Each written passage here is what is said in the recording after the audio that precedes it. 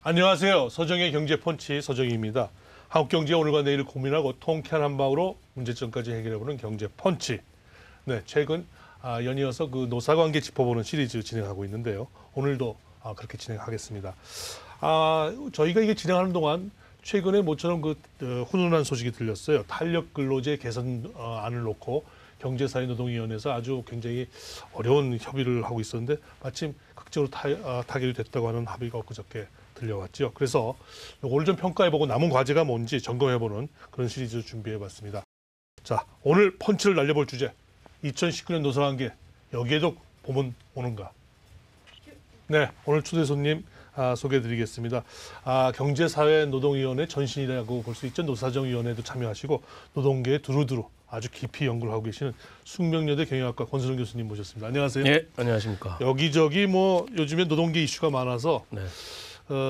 많이 불려다니시겠어요? 예, 토론회도 많고, 네. 언론 인터뷰도 많고. 네. 뭔가 그래도 하여튼 이슈가 지금 쭉 노동계 이슈가 제기되면서 뭔가 좋은 변곡점을 맞을 수도 있겠다라는 기대감을 갖게 했는데 예. 때마침 뭔가 합의안이 하나가 나왔어요. 예. 우리 권 교수님 몇 점 주시겠습니까? 김주영 한노총 위원장은 어디 그 기자회견에서 자기 한 79점 주겠다 이렇게 얘기를 했더군요. 우리 네. 권 교수님 몇 점 주시겠습니까? 저는 80점 정도 드리고 싶습니다. 1점 더 후하게 주셨는데. 예. 왜냐하면 이제 그동안에 문재인 정부가 사회적 대화를 위해서 끊임없이 노력을 해왔고 특히 대통령께서도 직접 나서셔서 우리 양대 노총 위원장을 수차례 면담하시면서 사회적 대화의 장으로의 참여를 이제 요청을 해오셨는데 여러 가지 의제별 논의가 지금 경사노위에서 논의 중임에도 불구하고 그동안에 결실이 맺어지질 못했었죠. 네네. 그런데 가장 뜨거운 첨예한 이슈로 알려져 있었고 그다음에 합의가 어려울 것이라고 전망했던 근로시간 관련 이제 문제가 탄력 근로 제도의 개편 문제가 노사정 합의로 최초로 사회적 대화에 의해서 해결됐다고 하는 점에서 상당히 큰 의의가 있다고 생각을 합니다. 네, 그래서 뭔가 기대를 갖게는 지금 하고 있는데 네.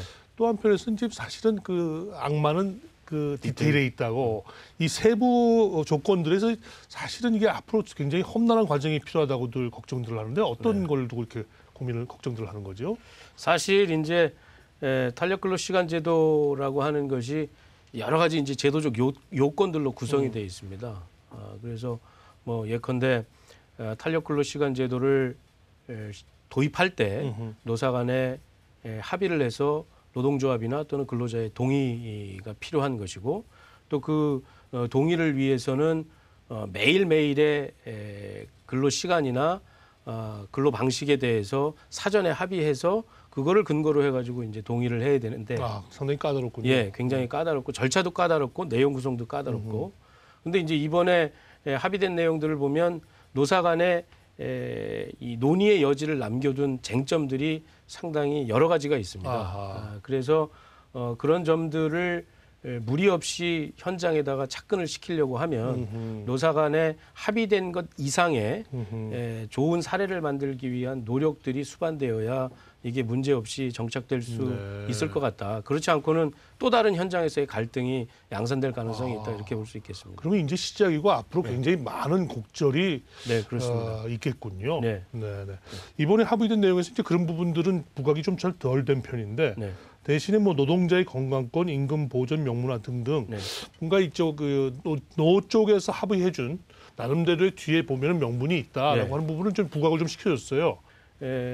노동계 측에서 양보한 것은 뭐냐면 일단 탄력 근로 시간 제도라고 하는 게 일감이 많을 때 좀 많이 하고 적을 때 좀 적게 일해서 그 평균을 따질 때 6개월 단위로 따지자, 1년 단위로 따지자, 3개월, 6개월 이렇게 이제 따지자는 것이고 그 탄력 근로 시간 제도가 적용되는 기간 동안에는 초과 근로 수당을 지급하지 않아도 되는 따라서 이제 근로자 입장에서 보면 임금 손실이 있을 수 있는 이런 제도이기 때문에 그걸 6개월로 늘린 것 자체가 이제 노동계 입장에서는 양보일 수 있고요. 그다음에 아까 말씀드렸다시피 보통 이게 이제 하루 단위로 이 근로 시간을 산정해서 사전에 동의를 받도록 돼 있는데 이게 이제 물량 변동이 심한 경우에는 매일의 노동 시간을 사전에 약정한다는 게 쉽지가 않아서 그걸 이제 주 단위로 하는 것도 사실은 노동계 입장에서 보면은 좀 양보를 한 거고요.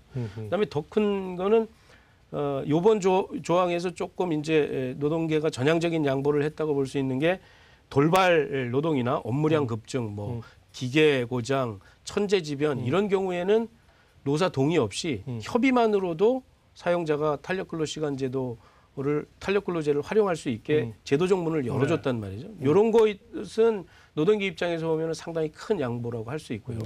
그다음에 이제 반면에 노동계 입장에서 좀 건강권이나 임금 보존을 위해서 얻었다고 볼 수 있는 것은 아까 우리 말씀하셨다시피 근로자 과로 방지와 건강권을 위해서 근로 일간 최소 휴식 시간을 뭐 11시간으로 산정을 한다든가, 그다음에 이제 임금 보존을 위해서 임금 할증이나 보전 수당 이런 것들을 사전에 정해서 고용노동부 장관에게 신고를 하도록 한 이런 제도들은 아무래도 이제 기업이 관련 제도를 활용할 때 근로자들의 건강이나 임금 보존을 위해서 해야 되는 요건을 정했다는 차원에서 중요한 보호 조치다라고 볼 수 있겠죠. 이게 최종적으로 무난하게 국회에서 이제 법안이 만들어지고 그래서 실행이 잘 이루어질 확률 몇 점 주시겠습니까? 저는 국회에서는 문제 없이 이게 법안이 통과될 걸로 보고 있습니다. 사실은 이번에 노사정 사회적 합의를 하는데 한국노총 김주영 위원장의 결단이 상당히 크게 작용했다고 알려지고 있고 또 그동안에 이제 김주영 위원장께서 사회적 대화에 대한 노력을 많이 기울여 오셨기 때문에 그 노력의 결실로서 사회적 합의가 이루어졌고 그다음에 이제 국회에서 자유한국당이 거수기 역할 안 하겠다라고 공언하고 있지만 이게 이제 근로시간 개정 근로기준법이 계속 이제 근로시간과 관련해서 적용 유예가 되고 있는 시점이어서 시간이 일단 시급하고 하기 때문에 국회에서는 큰 문제 없이 사회적 합의에 의한 내용들이 입법화될 걸로 이렇게 나름 기대를 갖게 되는데 그 또 한쪽의 노총인 이제 민주노총에서는 아주 극렬한 지금 그 반응이 나오고 있어요. 방금 얘기하신 한 노총인 이제 김 위원장이 야 이게 반대만 하는 거는 무책임의 극치다라고 이제 이렇게 얘기를 했더니 민노총에서는 정부와 경총 한 노총이 이번에 아주 야합을 한 결과다. 아주 이렇게 심한 표현을 했네요. 그랬더니 한노총 김 위원장이 야 같은 노조끼리 이렇게까지 매도해도 되는 거냐? 이건 좀 금도가 있는 건데 그걸 넘어섰다. 아주 감정적으로 이제 서로 치고받고 있습니다. 그랬더니 민노총이 야 우리 노총 같았으면 벌써 지도부 탄핵됐다. 그러면서 이제 감정적으로까지 치고받는데 이거 어떻게 봐야 됩니까? 같은 노동계인데.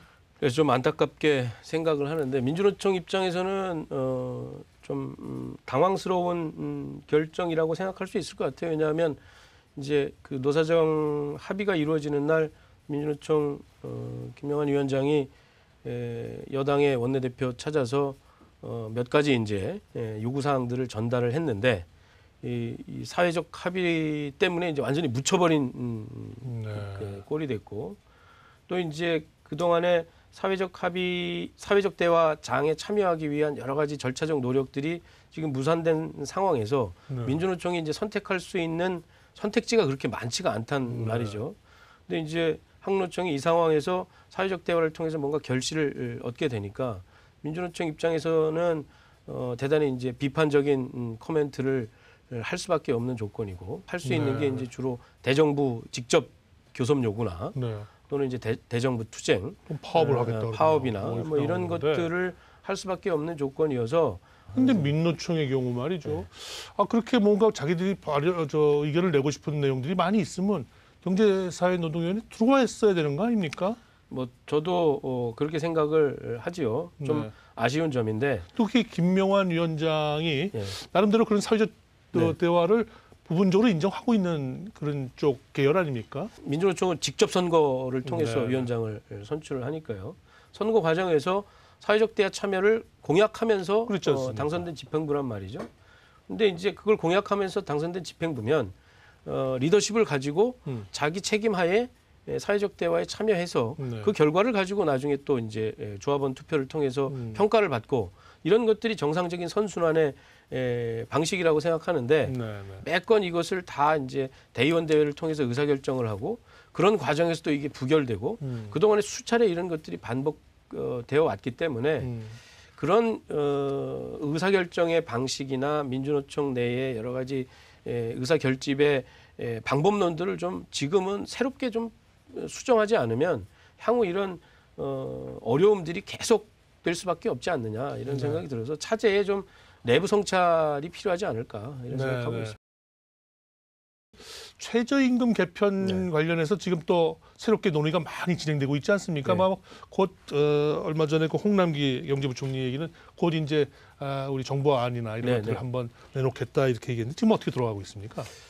뭐 최저임금제도 개편의 쟁점은 크게 두 가지입니다. 네, 네. 하나는 이제 결정 기준과 관련된 것, 그다음에 하나는 결정 체계와 관련된 것인데 결정 기준은 이제 그 동안에 우리 최저임금법이 근로자 생계비, 소득 분배율, 노동 생산성 이런 것들을 가지고 결정하도록 법에 정하고 있었는데 최근에 여러 가지 고용 상황이라든가 이제 기업의 지불 능력과 관련된 아우성들이 많으니까 그런 것들을 좀 포함해서 임금 수준, 뭐 사회보장 급여 현황, 그다음에 고용 상황, 기업의 지불 능력, 그다음에 경제 성장률 이런 것들을 포괄적으로 포함하자라고 이제 정부가 안을 제시했던 건데 지금 가장 이제 쟁점이 됐던 게 지난번 우리 김재용 위원장께서 나오셔서도 문제 제기하셨지만 기업의 지불 능력을 포함하는 게 적절한 그 기준이냐라고 하는 거에 대한 논란이 이제 좀 있죠. 그리고 제가 참여했었던 한 차례의 공개 토론회하고 그다음에 대국민 공청회에서도 기업의 지불 능력을 표준화하기 어렵다는 논의들이 계속 있었습니다. 그래서 이번 정부안에서 제가 생각한 데는 이 기업의 지불 능력 부분은 아마 빠질 가능성이 높고요. 몇 개의 이제 경제 상황에 대한 변수들이 추가될 수는 있다고 봅니다. 기준은 그럴 것 같고, 그다음에 이제 쟁점이 구간설정위원회하고 결정위원회로 이원화하는 이 결정 구조의 변경인데요. 그게 또 이제 큰 변화처럼 되어 그렇죠. 있는데요. 기존 위원회에서는 노동계, 사용자, 그다음에 공익위원이 다 같이 참여해서 논의하는 구조이다 보니까 이게 논의가 이제 막 복잡해지고 갈등이 첨예해지고 소모적인 논란이 많아지고 뭐 이랬던 문제점들이 있어서 그거를 분리해서 구간설정위원회를 따로 두고 그거는 공익위원들로만 구성하자. 노사 당사자를 배제한 상태에서. 근데 이제 노동계에서 제기하는 문제는 크게 세 가지인 것 같아요. 하나는 뭐냐면 기존에 최저임금위원회가 있는데 그리고 거기서 제도 개선 방안을 모색을 해왔는데 최저임금위원회를 바이패스 해가지고 정부가 독단적으로 제도 개선 방안을 마련했다. 자기들 제도 개선 과정에 자기들의 참여가 배제됐다라고 하는 게 이제 하나 문제고, 두 번째는 아까 이제 말씀하셨다시피 구간설정위원회라고 하는 것이 굉장히 중요한 역할을 하게 되는데 거기에 당사자가 배제된 상태에서 이제 공익위원들로만 구성한다. 그다음에 마지막으로는 이게 이제 제일 큰 문제일 수 있는데 이런 제도 개편이 최저임금 속도 조절 아니냐. 최저임금 인상에 이 공약까지 가기 위한 내 부담을 느껴서 속도 조절하는 거 아니냐에 대한 의심이 있는 거죠. 이 세 가지 때문에 이제 노동계가 반대를 하는데 제도 자체만 놓고 보면 사실은 구간설정위원회라고 하는 것도 뭐 전문가들로 구성되지만 노동계하고 경영계가 추천에 의해서 구성되는 것이기 때문에 당사자들의 이해가 완전히 배제된다라고 보기는 어렵다는 차원에서 만약에 이런 제도가 기존의 소모적 논란을 줄여줄 수 있다면 저는 뭐 긍정적으로 평가할 수 있지 않을까. 노동계도 이번에는 내년도 몫의 그 최저임금은 좀 그 상승 속도가 대폭 조금 낮아져야 된다는데 좀 공감대가 좀 있는 거 아닌가요? 지금 너무 가파르다는 데 대해서 국민들이 다 걱정하고 있는 거 아닌가요?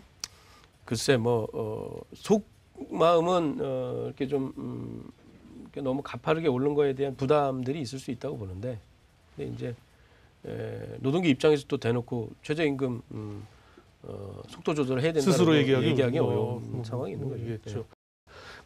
사실 이 최저임금 결정 구조와 관련해서는 참 개념도 뭐 쉽지만은 않습니다만은 뭐 주휴수당이라든지 뭐 이런 묘한 몇 가지 그 쟁점들이 있어요. 이런 부분들이 이번 기회에 다 이제 좀 뭔가 정리가 돼야 될 텐데 쉽지 않아 보입니다. 근데 주휴수당 문제는 되게 복잡해서 주휴수당 자체에 대한 이제 고민, 제도적 고민, 그것이 지금 현재 조건에서 적절한 제도냐라고 하는 판단으로 독립적인 좀 고려가 있어야 할 것 같고요. 이걸 만약에 이제 최저임금으로 인해서 생기는 임금 부담을 상쇄하기 위한 목적에서 주휴수당 제도 개편을 고려하게 되면 저는 주휴수당 제도 개편을 어렵다고 봅니다. 네, 지금 네. 주휴수당이라고 하는 게 과거 이제 주 6일 근무할 때 하루는 근로자들한테 무조건 좀 쉬게 해라. 건강이나 생활 안정을 위해서 하루는 무조건 쉬게 하는데 당시에는 임금이 굉장히 낮았단 말이죠. 그렇습니다. 그러니까 소위 하루 벌어 하루 먹고 사는 뭐 학술적인 용어로 하면 단순 재생산. 그러니까 그날 임금으로 그날 먹을 수밖에 없는 조건인데 하루를 쉬게 하면 그날 생계비는 누가 담당하느냐 해서 사용자가 하루는 무조건 쉬게 하되 그 쉬는 날의 임금은 사용자 니네가 부담해라.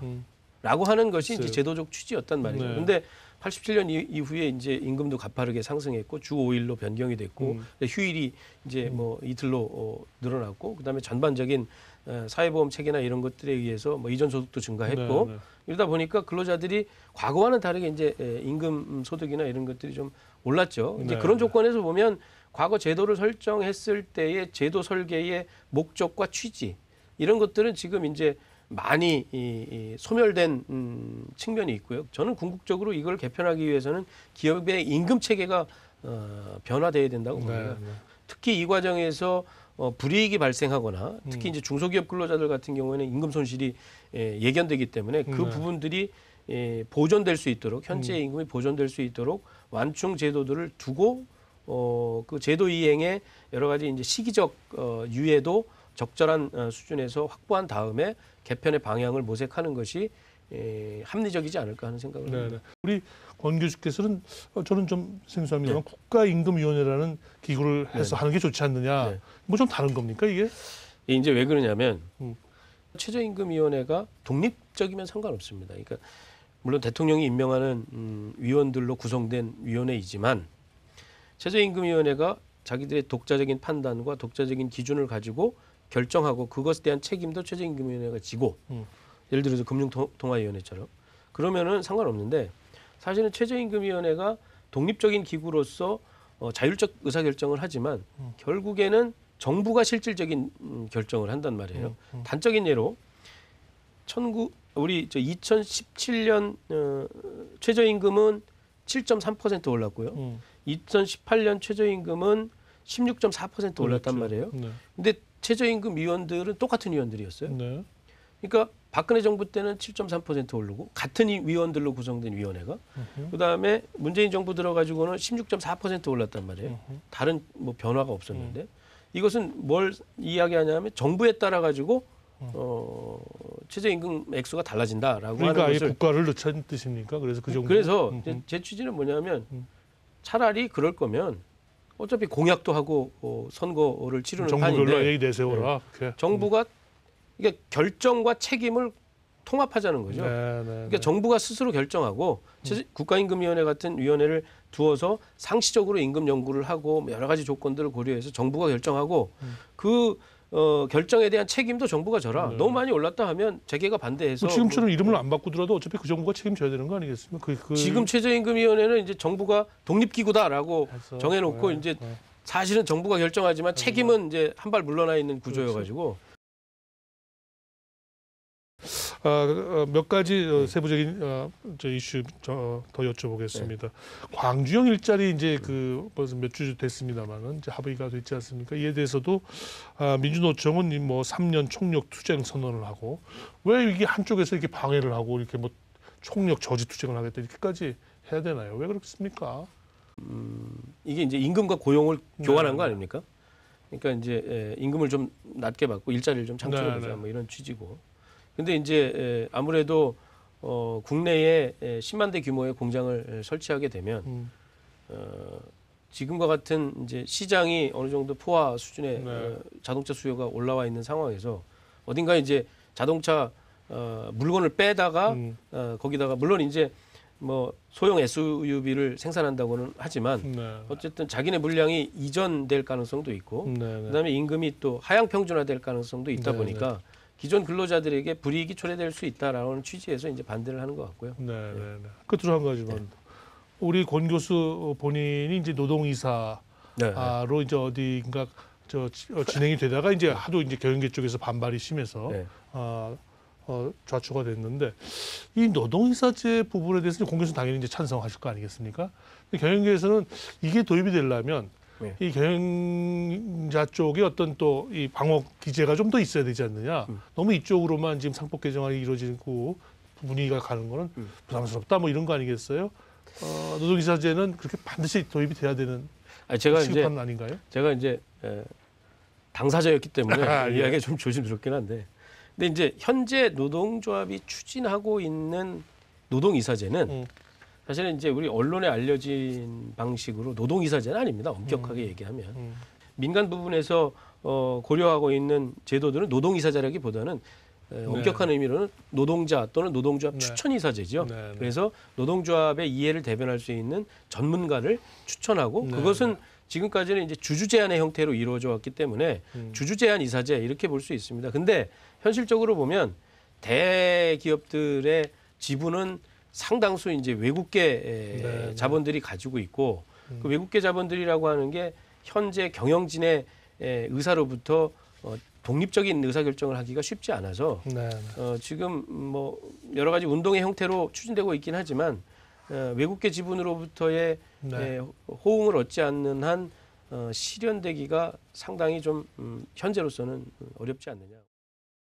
올해가 말이죠. 네. 지금 경제가 참 어렵다. 네. 어렵다 이렇게 얘기가 많이 되고 있어서 자 이럴 때일수록 노사 간의 어떤 돌파구를 찾기가 좋은 기회가 아닐까 뭐 이런 생각도 해보지만 또 한편으로는 이제 곧 내년 봄 큰 이제 또 정치적 일정이 남아 있지 않습니까? 그래서 그걸 앞두고 자칫 이게 서로의 기싸움이고 어떤 재수치에 그치기가 쉽다. 소리만 요란하지 실질적인 진전이 안 될 수도 있다. 이런 전망을 내놓는 쪽도 있어요. 네. 우리 공 교수님은 어느 쪽 입장이 더 합리적이라고 보십니까? 어쨌든 뭐 탄력 근로 시간 제도라고 하는 것을 사회적 합의로 도출을 했기 때문에 이제 뭐 이 큰 국가적 단위에서의 이제 노사 관계라고 하는 것은 하나의 중요한 전기를 마련했다고 보는데 이제 내년 총선이나 이런 것들을 앞두고 정치적 요구나 이런 것들이 좀 분출될 가능성이 있다고 보고요. 특히 큰 조직인 이제 민주노총이 사회적 합의에 대해서 굉장히 비판적이고 또 총선을 앞두고 여러 가지 사회적 이슈들을 제기할 가능성이 있어서 일단 이제 바램과는 무관하게 노사관계의 불안정성이 점점 더 확대될 가능성은 불가피한 거 아니냐. 네. 올해 한 해만 양면이 다 있겠군요. 예, 하여튼 그렇게 보고 있습니다. 바람직한 쪽으로 뭔가 많이 진전이 이루어지길 기대해 보겠습니다. 예, 그렇죠. 오늘 좋은 말씀 대단히 감사합니다. 예, 감사합니다.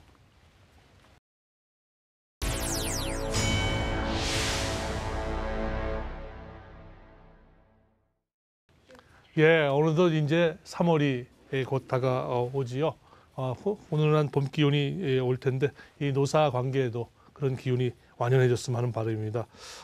반면에 노동계 한 축인 민노총에서는 3월 총파업을 예고하고 있는데 저희도 얘기를 많이 했습니다만 그래서 다음 주에는 민노총 김명환 위원장을 모시고 민노총 얘기를 충분히 한번 들어보는 기회를 가질까 합니다. 오늘 서정의 경제펀치 이만 인사드리겠습니다.